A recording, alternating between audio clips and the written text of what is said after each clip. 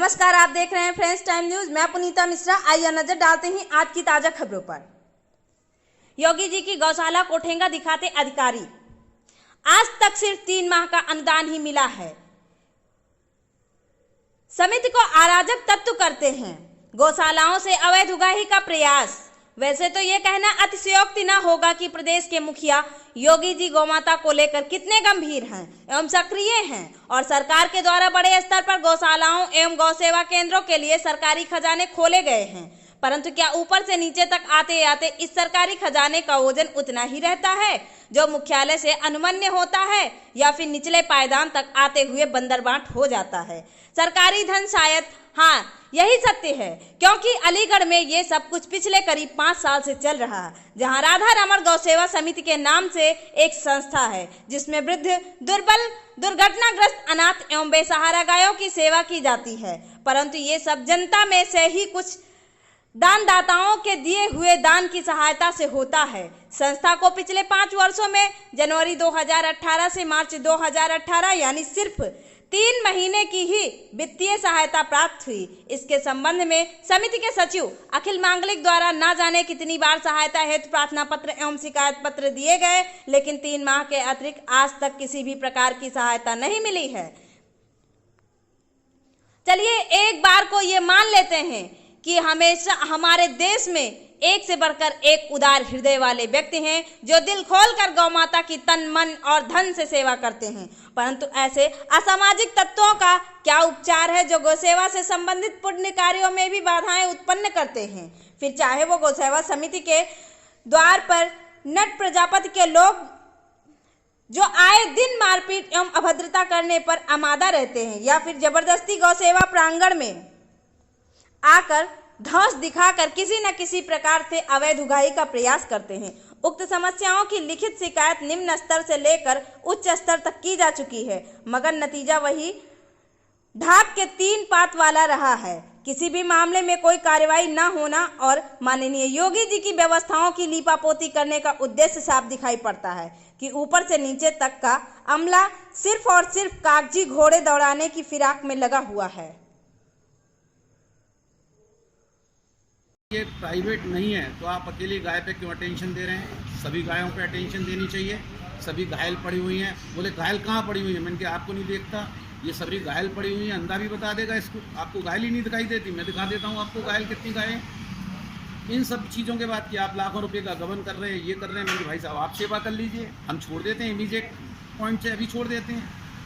आप इस तरीके की बातों को कर रहे हैं और प्राइवेट गाय को ला के धींगा मस्ती यहाँ पर कर रहे हैं। आप सभी को खिलाते तो हमारे संतुष्टि भी मिलती है। ये आप प्राइवेट गाय कि आपका इलाज नहीं हो पा रहा, मैं भी आपको मालूम है हम इलाज नहीं कर पा रहे, अगर आपको बेटर इलाज और कहीं मिल रहा है आप और कहीं ले जाइए, कि आप इसको लिख के दे दीजिए गारंटी में कि मैं क्यों लिख के दे दूँ। हमारे यहाँ जो एक बार एडमिट हो जाती है गाय, वो मरणोपरांति बाहर जाती है और नगर निगम लाती है, नगर निगम ही क्रिमिनेशन करती है। हमारे यहाँ जितनी भी गायों का है सब नगर निगम के रिकॉर्ड में है, जितनी भी आती हैं सब नगर निगम के रिकॉर्ड में है। इस तरीके से हॉट टॉक होती रही, फिर वो अपने आपको कि साहब घुटनों के बल आप जो है माफ़ी मांगते हुए आओगे, ये करोगे वो करोगे। मैंने कहा ठीक है भाई साहब, मैं घुटनों के बल नहीं और सिर रगड़ता हुआ, नाक रगड़ता हुआ आ जाऊँगा। अब मैं तो ठाकुर के दरबार में हूँ, आप जो करना चाहो वो कर लो। किससे माफ़ी मांगने के लिए सर बोल रहे थे? घुटनों के बल अपने से? अपने से ही कि साहब घुटनों के बल चलते हुए आओगे, माफ़ी मांगते हुए आओगे। मैं कि नाक रगड़ता हुआ हूँ, चिंता क्यों कर रहे हो? मैं तो ठाकुर के दरबार में। जो कि सर आपके पास आए थे जिन्होंने आपसे हॉट टॉक की, अवस्था की, वो किससे ताल्लुक़ रखते हैं, कुछ पता है आपको? नहीं, मेरे को उस बारे में कोई जानकारी नहीं, क्योंकि मैं तो यहाँ केवल सेवा करने निकला हुआ हूँ। उन्होंने बताया सर अपने बारे में कुछ? नहीं, कुछ नहीं बताया। अच्छा सर, इस गौ सेवा आपका केंद्र है गौ सेवा का, उससे सरकार की तरफ से कितनी अनियमितता है और सरकार की तरफ से कैसा रखरखाव मिलता है आपको कुछ? नहीं, सरकार की तरफ से पिछले 5 सालों के अंदर हमारे पास 2 बार आई है। पिछले 5 साल में एक बार 4,78,000 रुपये की आई थी और इस साल 19-20 के लिए पूरी साल की हमारे पास ग्रांट जो है मई में आई है। अभी लॉकडाउन पीरियड में आई है और हमारी गौशाला लॉकडाउन में भी 100% काम किया है। साइट पर जाके सबसे बड़ी हम लोगों की विशेषता ये है कि हमारा डॉक्टर साइट पर जाके फर्स्ट एड देता है।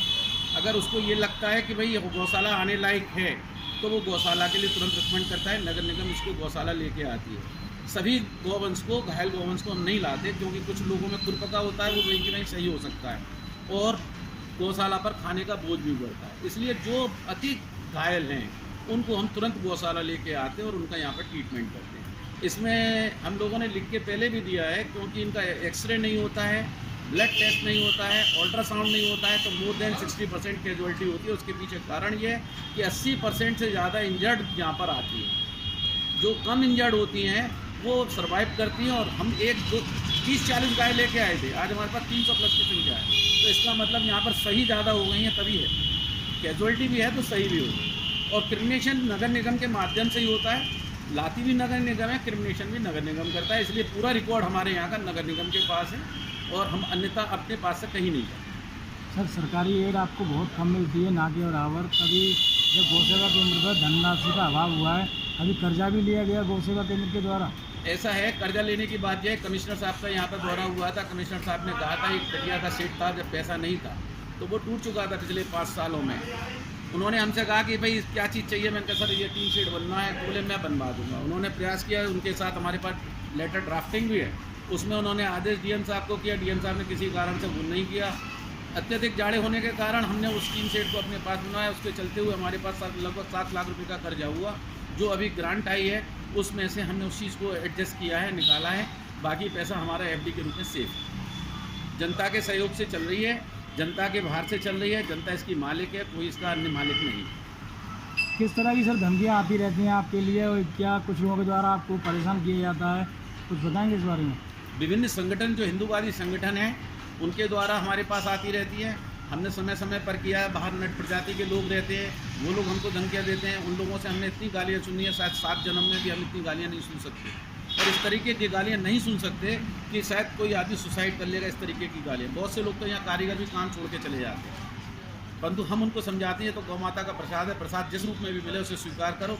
और उसको स्वीकार करते हुए ही हम आगे चल रहे हैं। हिंदूवादी संगठन चाहे जब हमको कर देते हैं, वीडियो डाल देते हैं और तरीके के भौंसे देते हैं, क्या कर सकते हैं।